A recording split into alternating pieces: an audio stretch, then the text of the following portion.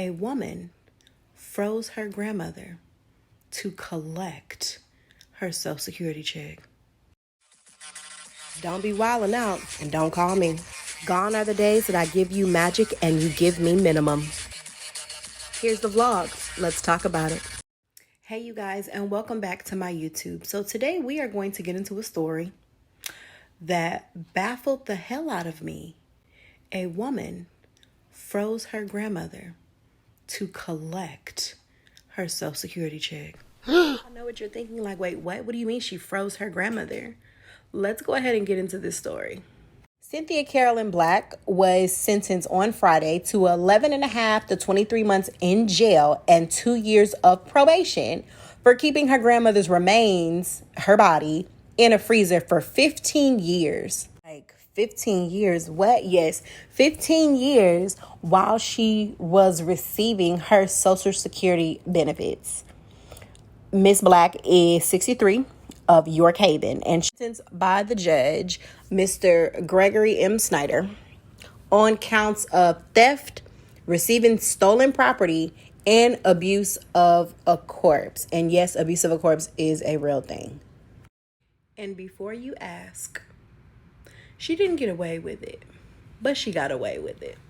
Now, sadly, even though she was sentenced to jail as well as probation, this unfortunately worked out for her only because the state could not try this. It couldn't be held in state court. And because this went on over a span of 15 years, it was past the federal statute of limitations. What the hell does that mean? What you mean it was past the statute? Yeah, so that means Miss Mama collect the money and does not have to pay it back. So let's be clear. The amount of money that she ended up collecting was $99,357 up until last month.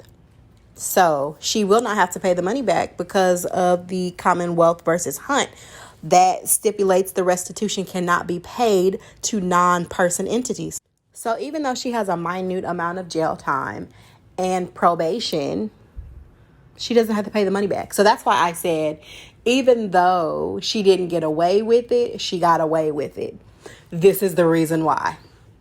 They, of course, did not want her to serve any jail time, so they attempted to plead the mental health plea. However, the judges nor the jury were buying the mental health aspect because of the fact that she moved and took the body with her. She was very well aware that her grandmother had passed away. And she was very well aware that her grandmother was getting Social Security. So she utilized that money when she moved to pay her mortgage. It's just that simple. Wow. So, of course, they still wanted to play on this. Oh, well, she was, abused as a child and she was abandoned and she had abandonment issues. Her father died early. Her mother was in a biker gang. X, Y, Z. Understandable, but ma'am, you're in your 60s. You can heal. You could have already healed. They were trying to play on saying it was her inability to let go. But if you had an inability to let go, then when you moved, why would you not find a way to dispose of the body? Why would you keep the body with you? I don't know if anybody has seen the Bates Motel. Definitely remind me of some Norman Bates shit. However, the only difference is Norman Bates killed his mother and then preserved her body and worshipped her. But no, this lady put her grandmother in a freezer for 15 years. Moved with her. Took the freezer, took her body with her. Kept her.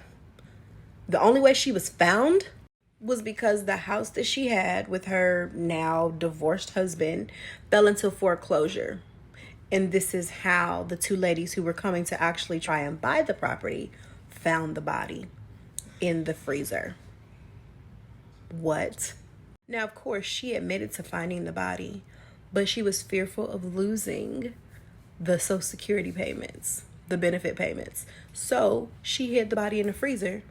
That doesn't sound like mental incapacity to me, nor the inability to let go.